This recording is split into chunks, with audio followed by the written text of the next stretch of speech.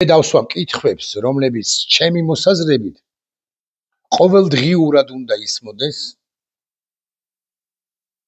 მედიის ქართული საშუალებებიდან, განსაკუთრებით მეინსტრიმ, ეგრეთ წოდებული მეინსტრიმ მედიიდან, სახელისუფლო მედიად წოდებულსაც გულისხმობ ერთის მხრივ, მაგრამ გულახდილად გეტყვით, უფრო გულისხმობ მედიას, რომელიც ნამდვილი მედია და რომელიც ნებისმიერი ხელისუფლების ხაზგასმით ვამბობ ამას, ნებისმიერი ხელისუფლების მიმართ იყო და ნებისმიერი ხელისუფლების მიმართ იქნება, არის და იქნება კრიტიკულად განწყობილი. სხვაგვარად რომ ვთქვათ, ხვალ რომ შეიცვალოს ვითარება და ქართული ოცნება საერთოდ რომ გაქრეს, ან დამარცხდეს და ოპოზიციაში გადავიდეს და ეგრეთ წოდებული კოლექტიური ნაციონალური მოძრაობა რომ მოვიდეს ხელისუფლებაში, ანუ ჩამოყალიბდეს კოალიციური მთავრობა, მედია თუ ხარ, შენ მის მიმართაც, აი რომელსაც უჭერდი მხარს, ყოველ შემთხვევაში ქართულ ოცნებასთან შედარებით უკეთესად მიიჩნევდი, აი ამ კოალიციური მთავრობის, ახალი მთავრობის მიმართაც უნდა იყო კრიტიკულად განწყობილი.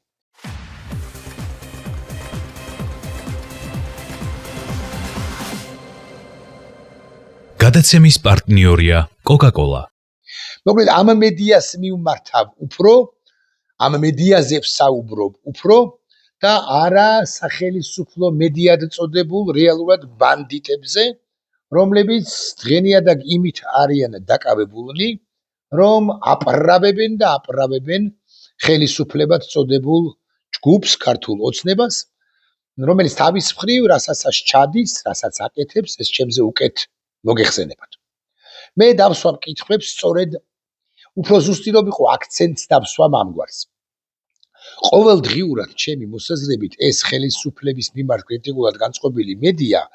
უნდა სვამდეს მთავარ კითხვებს, უმნიშვნელოვანეს კითხვებს. ანუ არა მხოლოდ უნდა წვრილმანდებოდეს მნიშვნელოვან საკითხებზე, არამედ უნდა ერთგვარად აკეთებდეს zoom-out, ანუ განეშორებოდეს პროცესს და ერთის მხრივ ზოგად, მაგრამ მეორეს მხრივ ძალიან კონცეპტუალურ და მნიშვნელოვან კითხვებით უნდა მიმართავდეს აუდიტორიას, მის აუდიტორიას, ხელისუფლებად წოდებულ ჯგუფს, ოპოზიციასაც, ყველას, ვინც პოლიტიკაში არის და პოლიტიკაში კი ბევრი ჩვენგანია, ფართო გაგებით პოლიტიკაში გასაკვირველი. მაგრამ მეორე მხრივ და ამავდროულად უნდა სვამდეს მედია ძალიან კონკრეტულ კითხვებს ცალკეული სცენარების მიხედვით თუ ცალკეული სცენარების გათვალისწინებით. აი მაგალითად, ხელისუფლებას, ქართულ ოცნებას უნდა ვკითხოთ იმ შემთხვევაში თუ ხაზგასმით ვამბობ, იმ დაშვებით თუ რუსეთის ფედერაცია მართლაც გავრცელებული ხმების, გავრცელებული ანალიზის, გავრცელებული მოსაზრების თანახმად, იმ შემთხვევაში თუ რუსეთის ფედერაცია მიერთებს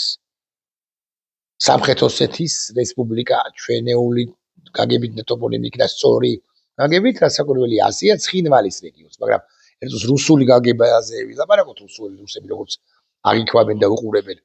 ამ ჩვენ ზირძველ რეგიონს, სამხრეთ ოსეთის რესპუბლიკას მიუერთებს ჩრდილოეთ ოსეთს და კავკასიის რეგიონში მეოთხე სახელმწიფოდ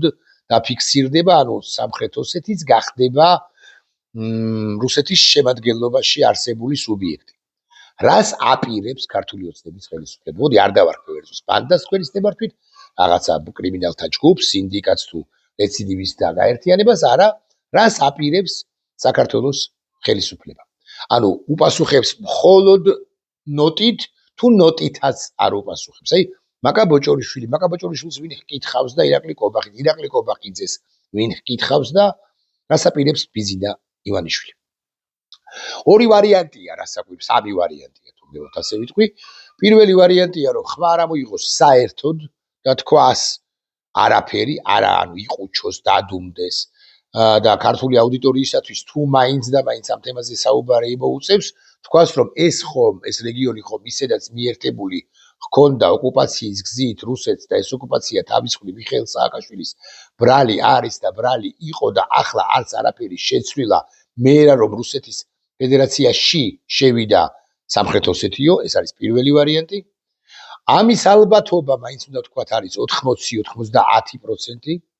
მეორე ვარიანტია პროცენტი პრაქტიკულად არ არის ამისი, აი 0.1 მემილიონედი პროცესია, რომ საქართველოს დე-ფაქტო ხელისუფლებამ მძიმე სიტყვას ვიხმარ, ცეცხლი გაუხსნას ოკუპანტებს და თქვას, რომ იცით რა არის, თქვენ ოკუპაციაც შეგრჩათ და ახლა საერთოდ თუ გონიათ, რომ ანექსია შეგრჩებათ, წარედას ცნებით და აგე ჩვენი საოცრად მომზადებული შეიარაღებული ძალები თქვენ წინააღმდეგობას გიწევენ და არ გითმობენ სამხრეთ ოსეთის ოლქს, რესპუბლიკას, ცხინვალის რეგიონს და აგე ჩვენ შემოვდივართ ღია დაპირისპირებაშიო 0.001 მემილიონედი პროცენტიც არ არის ამისი, პრაქტიკულად 0-ის თოლფასია, თეორიულადაც კი წარმოუდგენელია, მეთქი ასე ვიტყვი, ამაზე ბიზინა ივანიშვილი არ წავა და მესამე ვარიანტია, რომ გააპროტესტოს და მხოლოდ გააპროტესტოს, არ ვიცი რაღაცა ვერბალურად, მაკა ბოჭორიშვილმა გააკეთოს განცხადება, ოკეი, განცხადება აიწიოს ირაკლი კობახიძის დონემდე, ანუ პრემიერ-მინისტრად თლად პრემიერ-მინისტრმა გასცეს პასუხი რუსეთის ფედერაციას და თქვას ზოგადი სადღეგრძელო სიტყვა დაახლოებით ამგვარი, ჩვენ არ ასდიდებით და არავითარ შემთხვევაში არ შევეგუებით და არ შევეპუებით ჩვენი ქვეყნის ოკუპაციას და ნუ შესაბამისად შემდგომ უკვე ანექსიას სამხრეთ ოსეთის აფხაზეთთან მიმართებაში რუსეთს ამის გაკეთება უჭირს, იმიტომ რომ გასაკვირად აფხაზეთის მოსახლეობა, აი აფხაზები, ასე ვიტყვი, მათ შორის დე-ფაქტო ხელისუფლების წარმომადგენლებიც გარკვეულწილად ან ერთგვარად, მათი ნაწილი ყოველ შემთხვევაში,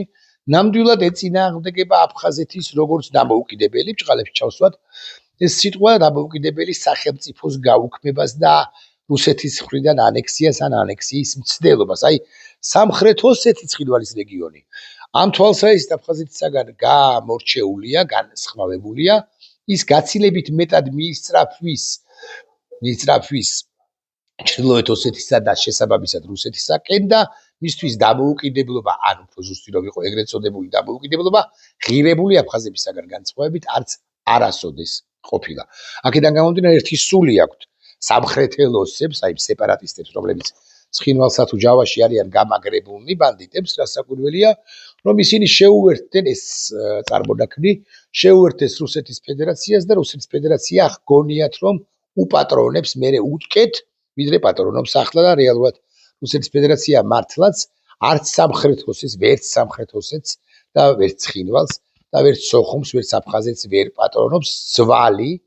არაპირდაპირი მნიშვნელობით, თუ არის გადმოგდებული სოხუმისაკენ და ცხინვალისაკენ ლიტერატურული სიტყვებით რომ წინადადებებით რომ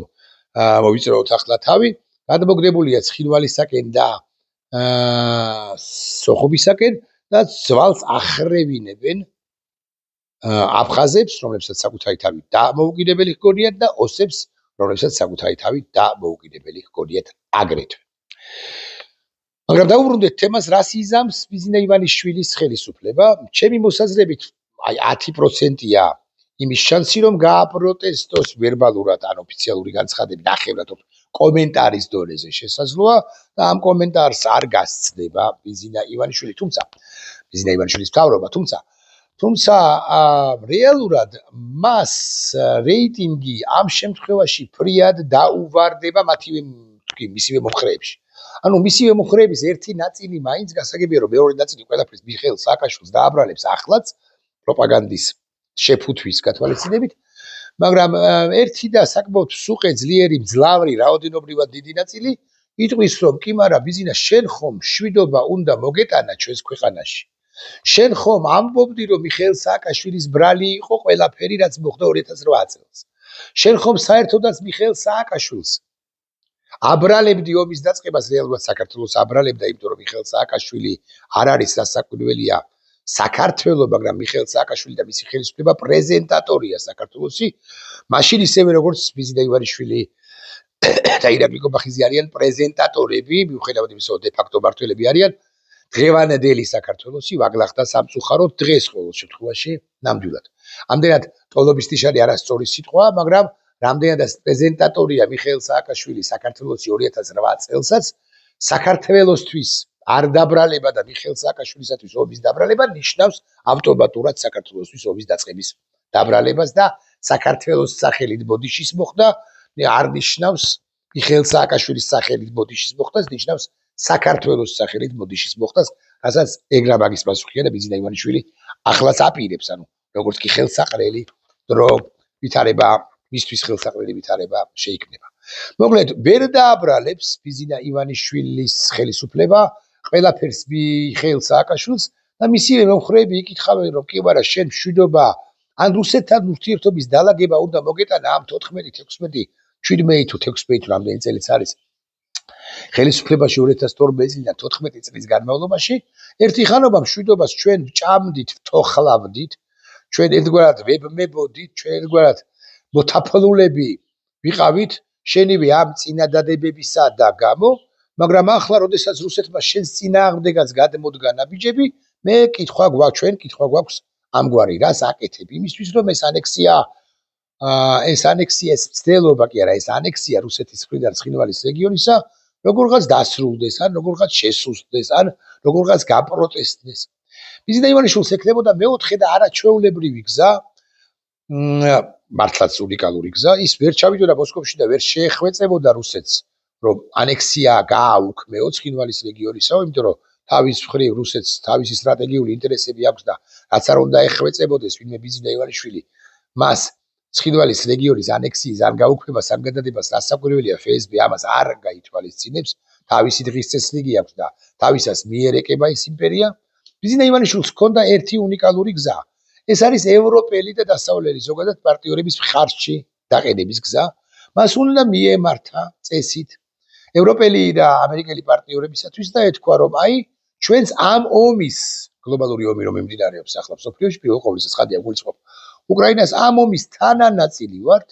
და ზუსტად ისე როგორც უკრაინას უტევს და უკრაინის ტერიტორიების ანექსიას აპირებს და ანხორციელებს რუსეთის ფედერაცია, ზუსტად ასევე სხვა გზით, არა იგივე გზით რუსეთი ახდენს ანექსიას ჩვენი ძირძველი ტერიტორიისა, ამ შემთხვევაში ცხინვალის რეგიონისა, ხვალზე, გვინეცის და ამგვარი საკითხი პრობლემა დაუდგება აფხაზეთსაც, რამდენადაც აფხაზეთიც ოკუპირებულია. ამიტომ ხარში დამიდექით და მოდი რუსეთთან მიმართებაში ერთობლივი სტრატეგია შევიმუშაოთ. მაგალითად, და იქ არის უამრავი ჩამონათვალი, ამ ჩამონათვალის ნაწილსაც კი ვერ გაგიმხელთ, ვერ გავხსნი. შეხილებს, პირველ ყოვლისა ეს არის უსაფრთხოების გაძლიერება, მაგალითად მონიტორინგი. მონიტორინგისთვის საჭირო ტექნიკური საშუალებები, მონიტორინგი რეალურად საოკუპაციო ხაზისა, მაგრამ რუსეთი ამ საოკუპაციო ხაზს ამ შემთხვევაში დაარქვებს სახელმწიფო საზღვარს საქართველოსა და რუსეთის ფედერაციას შორის. და უამრავი რამის თქმა თხოვნა შეეძლო ბიზინა ივანიშვილს და მის მონამორჩილ ხელისუფლებას ირაკლი კობახიძის თავკაცობით, მაგრამ პაპუაშვილებმა, კობახიძეებმა, ყაველაშვილებმა, კალაძეებმა, მდინარეძეებმა და დეპუტატებმა და არამხოლოდ დეპუტატებმა და ბიზინა ივანიშვილის მთლქვეშ მოქცეულებმა გააფუჭეს ურთიერთობა დასავლეთთან და ახლა სულ რომ მასე პირდაპირი მნიშვნელობით გაიქცეს ფეხით ირაკლი კობახიძე და ჩაიქცეს, ანუ ჩავარდეს ბრიუსელში 24 საათსა და 18 წუთში და მუხლმოდრეკილი მივიდეს ნატოს თუ ევროკავშირის ოფისთან და შეევედროს ურსულა ფონ დერ ლაიენს თუ მარკ რუტეს, რომ აქ როგორღაც დაგვიცავით, ან რაღაცა მაინც გითხარით, როგორი პასუხი უნდა გავცეთ რუსეთსო, არც ალბათონი ურსულა ფონ დერ ლაიენი, არის სამშობლოება კაია კალასი, არც ნატოს გენერალური მდივანი სათოფეზეც კი არ გაიკარებს ირაკლი კობახიძის და მაკა ბოჭორიშვილს აბოკრასკილმა მისი ხშირად გამოჩენილი მუხლები რომ გადაითხოვოს მაინც. ბიზინა ივანიშვილი მათ ამას არც თხოვს, არც მოითხოვს ბიზინა ივანიშვილი და რა გზა აქვს ბიზინა ივანიშვილს. ბიზინა ივანიშვილი შეიძლება ამგვარ რამეს ჩალიჩობს ახლა კულისებში, რასაკვირველია. 24 საათში 24 წუთი მაინც ამაზე ფიქრობს, წესით უნდა ფიქრობდეს და იქნება და საკუთარ კურატორებს, ან მოდი ასე ვიტყვი, მოსკოველ FSB-შნიკებს, ან მოსკოვს კრემლს, პუტინის გარემოცვას ევედრება და ეხვეწება ამგვარ რამეს, რომ იქნება და არ გააკეთოთ ეს, იმიტომ რომ მე თქვენს პარტნიორს კავკასიის რეგიონის არაჩვეულებრივი ქვეყანა საქართველოში ეს სერიოზულ პრობლემებს შემიქმნის და პრობლემები თუ შემექმნება, შესაბამისად პრობლემები შეგიქმნებათ თქვენცო. ამას ეუბნება უთუოდ უთვლის ბიზინა ივანიშვილი რუსეთის ფედერაციას და ვერ მიაწვინა ალბათ ხმა ვლადიმირ პუტინს, მაგრამ რომც მიაწვინოს, გარწმუნებთ, რომ პუტინსაც FSB-ი არ იყოს, საკუთარი დღის წესრიგი აქვს და ბიზინა ივანიშვილიც კობახიძის არ იყოს, რომ გამოირჩეს მუხლების გადატყვევებით და არა ბრიუსელში, არამედ მოსკოვში რომ წავიდეს ქედგადაღმა, რომ გაიაროს კავკასიონის ქედი და იქნება და როგორღაც მიაღწიოს ჩოქვა ფორთხვით მოსკოვამდე წითელ გვერდამდე პუტინი მას არ დაელაპარაკება ამ საკითხზე ყოველ შემთხვევაში. ეხლა რასაკვირველი არც კობახიძე და არც პაპუაშვილი ბრიუსელისკენ თუ ბოჭორიშვილი ბრიუსელისკენ ჩოქვით გავარდნას არ და ისევე ასევე როგორც ბიზნე ივანიშვილი მოსკოვისკენ გავარდნას ჩოქვით არ აპირებენ. ეს უბრალოდ ასე წარმოაჩინე, კარგად რომ აგიხსნათ რა მდგომარეობაშიც აღმოჩნდნენ და აღმოჩნდებიან ისინი იმ შემთხვევაშიც კი თუ რუსეთზე მეტად დამოკიდებულების მზაობას გამოხატავენ და გამოთქვამენ. პუტინი მოსკოვში, ხოლო ურსულა და მარკ რუტე ბრიუსელში არ მიიღებენ ხსენებულ პირებს. რა გამოსავალი აქვს ბიზნა ივანიშვილს კიდევ ერთხელ ვიკითხოთ და მე გეტყვით რომ გამოსავალი არა აქვს ერთადერთი ბიზნა ივანიშვილს შეუძლია შანტაჟი და შანტაჟება მოსკოვისა და თქმა მიხეილ სააკაშვილის სხვადასხვის ამას წერს თქმა ბრიუსელისთვის კი არა მოსკოვისთვის იმისა რომ თქვენ თუ ამაზე წახვალთ თქვენ თუ ამ გადაწყვეტილებას მიიღებთ ამ შემთხვევაში მე რომელიც თქვენი ერთგული ვიყავი მოვატრიალებ საჭეს და მართლა დასავლეთისკენ გავახედებ ამ ქვეყანას ან დასავლეთში ამ ქვეყნის საქართველოს ინტეგრაციას ვეცდები და მოვახერხებ და გავჩარხავ კიდეც ანუ თავიდან ბოლომდე შევცვლი პოლიტიკას მაგრამ ამბავის ის არის რომ ბიზნა ივანიშვილმა უკვე აქამდე ანუ ამ სიტყვას თუ წარმოთქვამს ცხადი არ ვიცით ჩვენ და მე მგონი რომ მაინც არ წარბა აღარ არსებობს შანსი იმისა რომ ეს წარმოთქვას მაგრამ თქვა და ვწდები ამის მიუხედავად წარმოთქვამს თუ არა წარმოთქვამს რომც წარმოთქვას ბიზნა ივანიშვილის ეს შანტაჟი მოსკოვის მიმართ სასაცილო არ იქნება მოსკოვისათვის და პუტინისათვის და გეტყვით რატომ მოსკოვმა შესანიშნავად უწყის ერთი და მთავარი ახლა უკვე ახლა და არა გუშინ უკვე ახლა და არა გუშინ წინ უკვე ახლა და ერთი წლის და არა ერთი წლის წინ ბიზნა ივანიშვილმა უკვე დაკარგა ყოველგვარი შანსი დასავლეთთან მისვლისა ამიტომ მოსკოვში მიიჩნევენ რომ ბიზნა ივანიშვილი მართლაც ამჯერად უკვე ბრიუსელისკენ რომ გაეკაროს მოხლის ჩოქვით და ურსულას ესე რომ შეეხვეწოს მიიღეს საქართველოს ევროკავშირში ურსულასთვის თუ მარკ რუტესთვის თუ ზოგადად დასავლეთისთვის საქართველოს მიუღებელი ბიზნა ივანიშვილის საქართველოს მიუღებელი ქვეყანა ნებისმიერ შემთხვევაში იმდენი რამ ბოდიში ამ სიტყვისთვის და მიქარა იმდენი დანაშაული ჩაიდინა ბიზნა ივანიშვილმა ქართული ხალხის წინაშე და საქართველოს სახელმწიფოს წინაშე რომ ბიზნა ივანიშვილს უბრალოდ ამ საჩუქარს არ გაუკეთებენ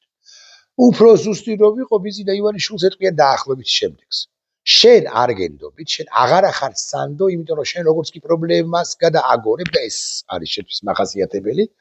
აგე შარლ მიშელი ამ რამდენიმე წლის წინ ჩამოსული მასთან რაღაცა შეთანხმება გარიგება და გადააგდე რეალურად და არა მხოლოდ შარლ მიშელი, არამედ ძალიან ბევრჯერ დააღალატე დასავლეთი. შენმა პაჟებმა არაერთი პირობა მოგცეს, მაგრამ ყოველ შემდეგ ჯერზე როგორც კი პრობლემას გადააგორებდნენ ხოლმე, იმ პირობას ავიწყდებოდათ. ამიტომ შენ აღარ გენდობით და ერთადერთი გამოსავალი არის შენთვის წასვლა. ანუ დემოკრატიული არჩევნების ჩატარება ქართულმა ოცნებამ არ უნდა რუსებს აქვთ ეს სიტყვა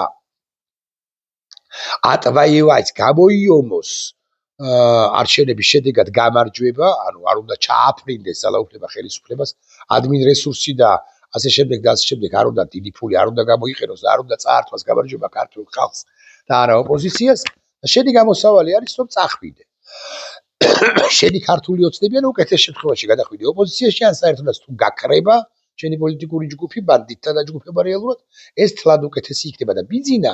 ამაზე ვერ წავა სხვადასხვა და რამდენიმე ფაქტორის. ანუ ვერ დახაბულდება ხსენებულ ურსულას თუ ზოგადად დასავლეთს სხვადასხვა მიზეზის გამო და ავხსნი ამ მიზეზებს ეს ვილაპარაკებ. ახლავე პირველი მიზეზი არის უსაფრთხოება. ბიზნეს არ აქვს გარანტია რომ ქართული დღევანდელი მისი ოპოზიცია გვარამია, მელია, ხოშტარია, ამიშობა, ხატია, სალომე, მამუკა, მიშა პირველ ყოვლისა რასაკვირველია, თამარა, რაღაც გიგა, ასკიშა. ესენი უსაფრთხოების გარანტიას მისცემენ. ანუ ესენი არ დასჯიან მას და 9 კლიტრში არ გამოკეტენ. არ აქვს ბიზნეს ეს გარანტია, აქამდე რაც ჩაიდინა, ეს არის წითელი ხაზების გადაკვეთა და პრაქტიკულად ნულს უტოლდება შანსი იმისა, რომ ბიზნა ინდულგირებული იყოს, თუნდაც სწორი ნაბიჯები გადადგას ბოლოში. ანუ თუ დამტკიცდა, რომ ის რა გიმიური არაღი გამოიყენა მისმა ხელისუფლებამ ბიზნესს როგორ უნდა ეპატიოს, თუ მით უფრო დამტკიცდა, რომ ბიზნესს ბრძანებით მოხდა ეს, ან თუ დამტკიცდა, რომ ბიზნესს უბრძანა გავრილოვის ღამეს, გახარია მაშინდელ პრემიერს კი არა, შინაგან საქმეთა მინისტრს, ესე მიჯრით სროლა მომიტინგეებში, მშვიდობიანი მომიტინგეების წინააღმდეგ, ბიზნესს როგორ უნდა ეპატიოს ეს. კვლავ ვიმეორებ, ეს უნდა დამტკიცდეს. მოკლედ ბიზნესს არ აქვს გარანტია, რომ ეს არ დამტკიცდება და როცა დამტკიცდება არაბულ სიძის არაბეთ ობიექტურ სასამართლოში, მას 9 ყლიტურში არ შეაგდებენ და ერთბუხარ კაპურზე არ ამყოფებენ ამ ხიზილალაზე გაზრდილ არ ვიცი, რამდენად სწორი სიტყვა, მაგრამ ხიზილალას უკვე შეჩვეულ კაცს, შავ ხიზილალას უკვე შეჩვეულ კაცს. მეორე, ბიზნესს არ აქვს გარანტია, რომ იმ შემთხვევაშიც კი თუ ოპოზიცია და დასავლეთი მას მისცემენ უსაფრთხოების გარანტიას, ეს ოპოზიცია და ეს დასავლეთი მას რომელიღაც ეტაპზე არ გადააყირავებენ და არ გადააგდებენ. დიახ, ბიზნესს გონია იმ შემთხვევაში თუ ის მოდუნდება და ხელისუფლებას იოლად დათმობს აი ამ სცენარით მოვლენათა განვითარების შემთხვევაში და იმ შემთხვევაშიც კი თუ დასავლეთი მხარს კი არა ხელს ჩამოართმევს მას და ეთქვის, რომ ახლა ოღონდაც კი შენ წადი და ყველაფერი შეგრჩება ხახმივითო, ბიზნა ივანიშვილის აქვს განცდა, რომ გაივლის კიდე 2 წელიწადი და კედელთან დასახრეტად მიიყვანენ, არა პირდაპირ მნიშვნელობით ცხადია და იმ რაღაცა ამბავს გაიხსენებს, იმ შორეულ საღამოს გაიხსენებს, როცა მამამისმა გრიგოლმა ყინულის სანახავაც არა. გასაკვირველია, ბიზნა ივანიშვილი პოლკოვნიკი აურელიანო ბუენდი არ არის, მაგრამ ეს ისე უბრალოდ გამახსენდა, შემომახსენდა ამასობაში. მესამე, ბიზნესს არ აქვს გარანტია კიდევ იმისა, რომ თუ დასავლეთისკენ იბრუნებს პირს, ანუ წავა ქვეყანას, აიყვანს ქვეყანას, მას პოლონიუმს არ ჩაუყრიან. ამჯერად უკვე რუსები გაცილებით სასტიკები არიან ვიდრე დასავლელები, დასავლელებს სასტიკები სულაც არ არიან, უფრო ზუსტი რომ ვიყო და რუსეთი აგენტს, ან პირს რომელსაც აგენტად მიიჩნევს, ან პირს რომელსაც აგენტად შეიძლება სულაც არ მიიჩნევს, მაგრამ მის ინტერესებს ატარებს ნამდვილად და ატარებს ფაქტია და ღალატებას არ აპატიებენ. საერთოდ რუსებს აქვთ ეს მიდგომა, რომ ყოფილი აგენტები არ არსებობენ, აკი ამიტომაც მოკლეს ლიტვინენკო და არა მხოლოდ ლიტვინენკო, პირები, რომლებმაც გაბედეს და ხელუყუღმა აარტყეს რუსეთს სხვადასხვა დონეზე, სხვადასხვა პერიოდში. ამიტომ რუსეთი ვინც ის და ყველაზე უფრო სერიოზული დამსჯელიც კი იქნება ბიზნა ივანიშვილის. მას რა გამოსავალი აქვს ბიზნა ივანიშვილს? ცხაინვალის რეგიონის ანექსიის შემთხვევაში რუსეთი ამაზე წავა და ვისაუბრი ამ თემაზე რა არის ამის საფუძველი და საფუძველი, ანუ мотиваცია რატო წავა.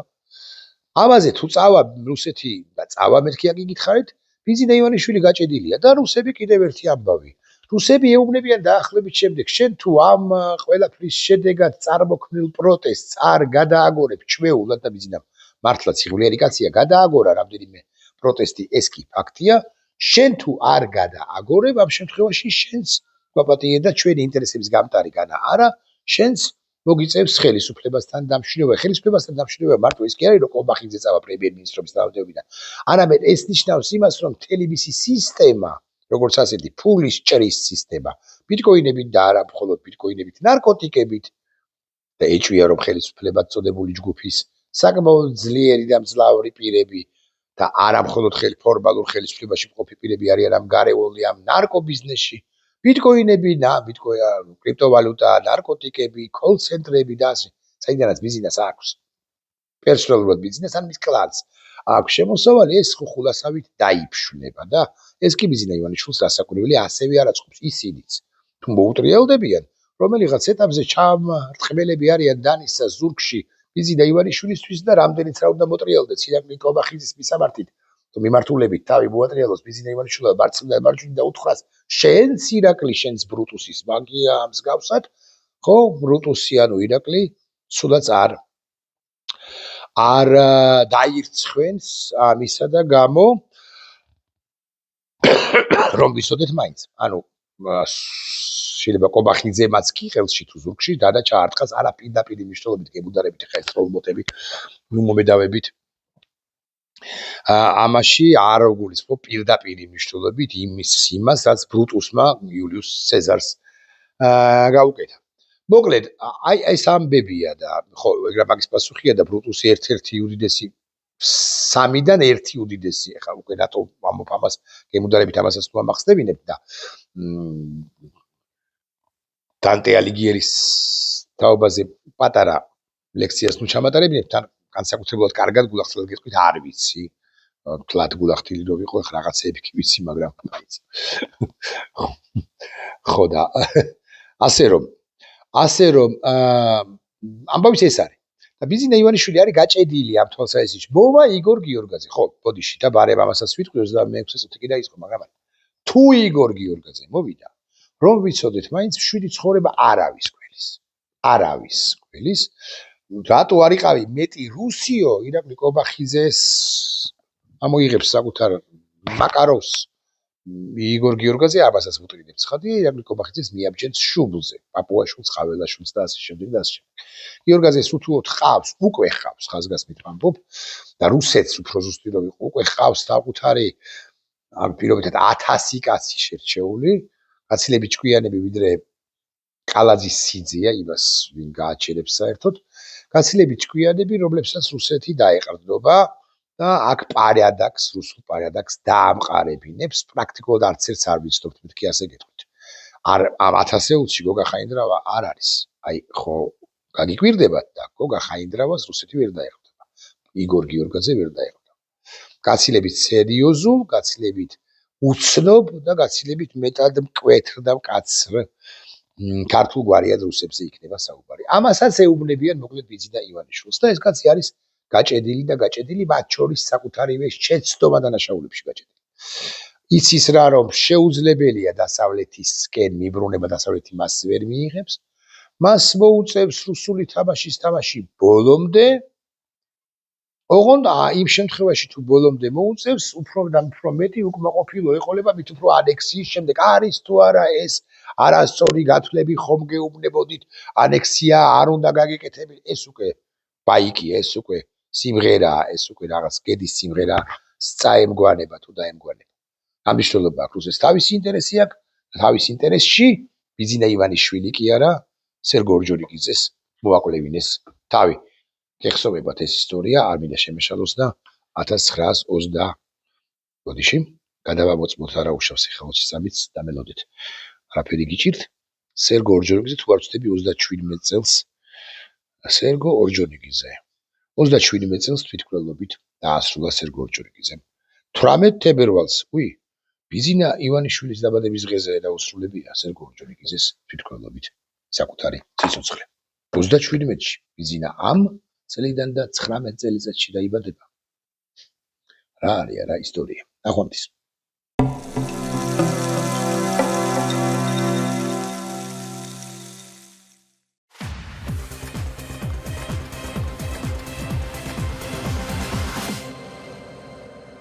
გადაცემის პარტნიორია კოკა-კოლა